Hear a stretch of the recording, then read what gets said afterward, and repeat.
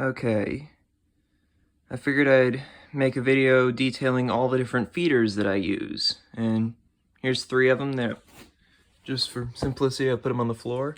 First ones y'all have already seen, mealworms. I have a pretty good sized colony, just mixture of oats and rabbit food, little piece of wood, bunch of mealworms and adult beetles. These are probably the easiest feeder to breed. They just need a cool, dry space with some oats or grains or something like that to live in and snack on. And as you see here, I use carrots, but they can have any like thick, moisture retaining vegetable that won't mold. Carrots seem to do pretty well. They just nibble on that and they get their moisture from that. And that's just about it. This is one of my colonies. I have 2 smaller backup colonies. Moving over, please ignore the Dubia Roaches label. I'm gonna need to change that soon. And here I have 1 species of roach. So I guess, well, if you don't like roaches, I suggest just not watching the rest of the video. These are my Lobster Roaches. Medium sized, they're not too big. They're kind of small. Oh. Hello. Come on, buddy. Get out of there. Come on. Come on.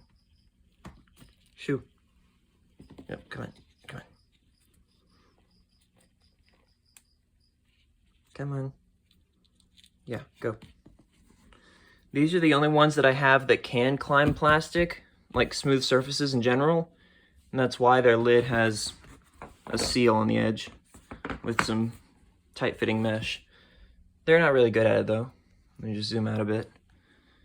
They live in a fairly good-sized plastic tote, old egg crate here. They love to hide in it and under it. There's a juvenile. All roaches, they love little decomposable cardboard stuff to hide in. A log, more juveniles, some little cabbage and carrot pieces. These are just carrot leaves. Any vegetable scraps are good for feeding pretty much all roaches. Little water bowl with a rock in it so they don't drown. They can just climb up on that or climb out.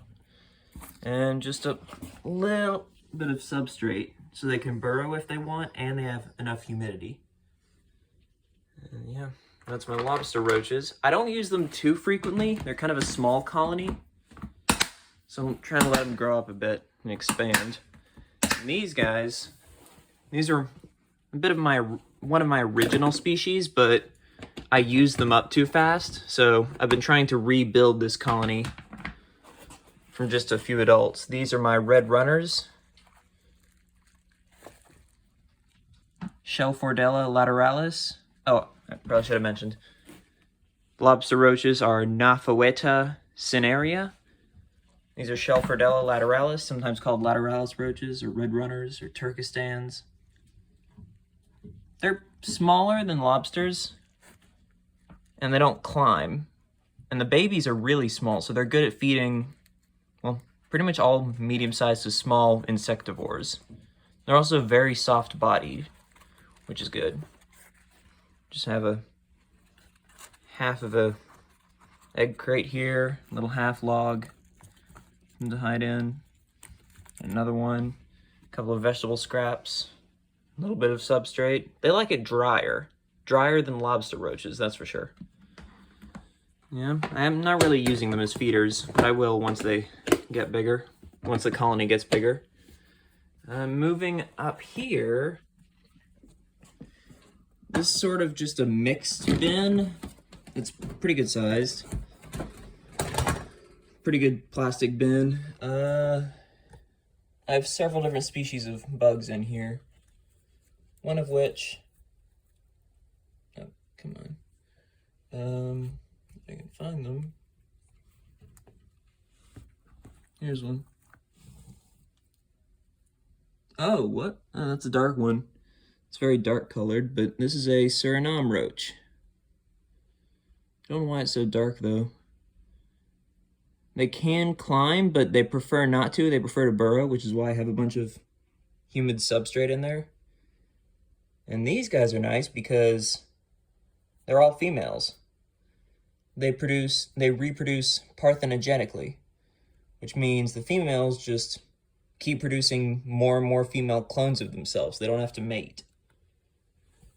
I'm not sure if males have ever been discovered in these. I've also got, if I can find some, nope. I've just got a bunch of old logs and stuff. Ah, here we go. I've got a few Dwarf Mealworms in here. I had a separate colony of these, but I decided just to put them in this bin. They live up in the drier area. They're like a fraction of the size of regular mealworms, and the larvae are just as small. Like, smaller actually. Yeah, also good for very small insectivores. Pretty sure that's it, just some various vegetable scraps, twigs, dry grass, logs, branches, plenty of substrate. Just arrange that there. All right, there we go, that's that.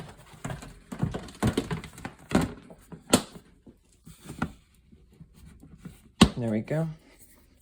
And these guys, the Fusca Roaches, like I said, they're pets, so I don't really use them as feeders. Plus, they're just starting to reproduce, which is nice. Nothing in there as feeders, although here, I didn't show y'all last time. Here's one of the Isopods, Armadillidium Nesatum. It's got three stripes going from its head to the end of its abdomen. Pretty cool looking. Munching alongside the snails. They're doing good. Curly tail's doing great. These are one of the main feeders.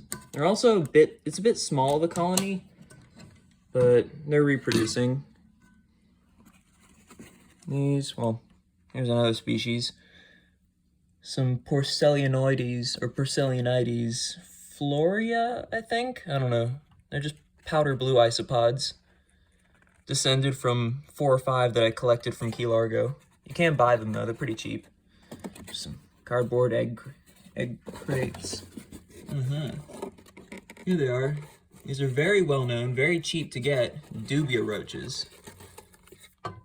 This is an adult male. The adult males have wings, but they can't use them. They're pretty good size, harmless. They can't climb, they can't fly. They're just about the perfect large to medium-sized feeder. And here, right alongside him, if I can get her, here's an adult female.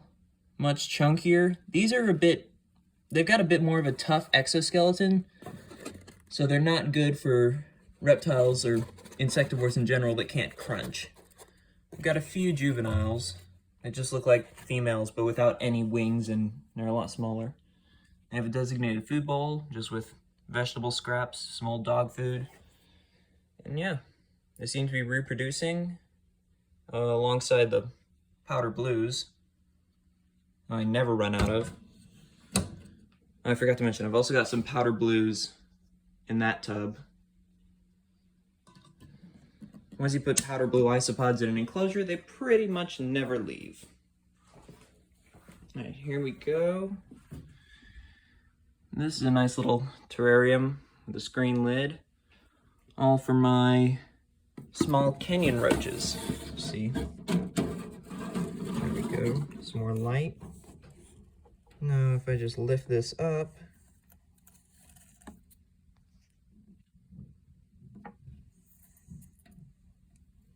these are a very, very small species. Previously, the smallest roach available in the hobby. Now there's a Malaysian species that's quite a bit smaller. It's recently available.